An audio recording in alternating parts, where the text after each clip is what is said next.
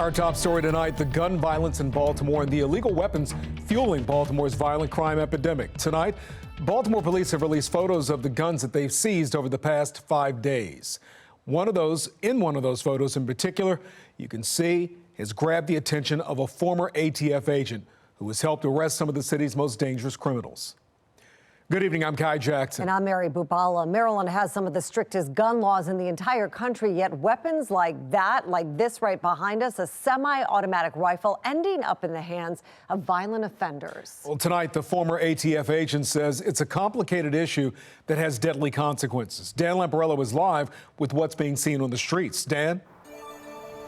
Well, as more and more shootings happen in our city in crisis, the amount of bullets being sprayed at those scenes also seems to be increasing, not only showing the brazenness of those pulling the trigger, but also increasing the death toll.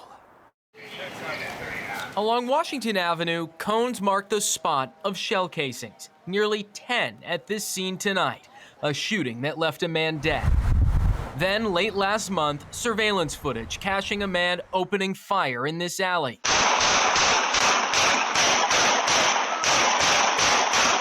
13 shots fired at close range.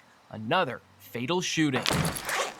This is going to be a devastating year if things don't calm down. Joe Vince is a former ATF agent. He says the increased violence is being driven by illegally carried guns, many of which can hold dozens of bullets at a time. 50 years ago, everybody had a 6-shot revolver. Well, that's 6 shots.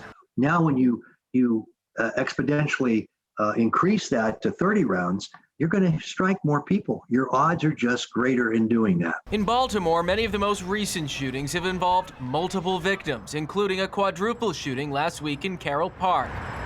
And experts like Vince say it's becoming increasingly common to see dozens of rounds get fired in a single shooting. We're seeing this as a national trend, and it's not unusual now to find 50 rounds, 75 rounds, even 200 rounds at a shooting incident. We never had those a decade ago. Despite Maryland having some of the strictest gun laws in the country, those illegally carried guns and large amounts of ammunition are still getting in. We want to make this not happen. We want to prevent it.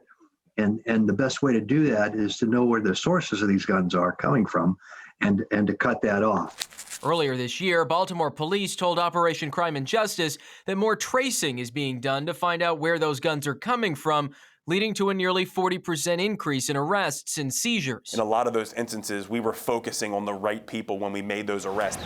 But as more and more bullets continue to fly, there remain too many trigger pullers on Baltimore's streets. Now tonight, we asked Baltimore police if they are seeing an increase in the number of bullet casings that are being recovered at these shooting scenes. Tonight, they told us they couldn't get us an answer by our deadline. Reporting live, Dan Lamparello, Fox 45 News.